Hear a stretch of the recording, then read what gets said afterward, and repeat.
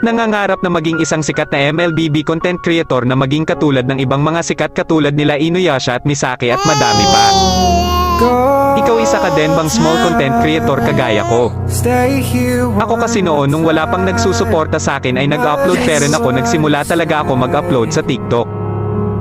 Alam nyo ba kahit 5 views lang ang video ko ay natutuwa pa rin ako kasi may nanonood sa akin. At kahit pa man ganun ay hindi pa rin ako tumigil sa pag-upload kahit na pangit ang video na ina-upload ko. Lagi kong iniisip na kung may pag-asa ba ako na maging katulad ng mga sikat na content creator. Alam nyo ba na kapag may magla-live ay lagi talaga akong humihingi ng skin sa mga sikat na content creator. Wala kasi ako skin noon hahaha simula nung na-download ko ang injector ay nagagamit ko na ang mga dream skin ko. Nung umalis si mama at pumunta ng Manila para doon magtrabaho doon ko naisipan na ay kwento ang buhay ko sa Facebook at sa TikTok. Alam nyo ba nung paggising ko hindi ako makapaniwala na dumami followers ko at nanonood sa akin. At kapag may makikita akong video na maliit lang ang views at react ay hina-heart ko at lagi ako ko-comment na ang lakas mo.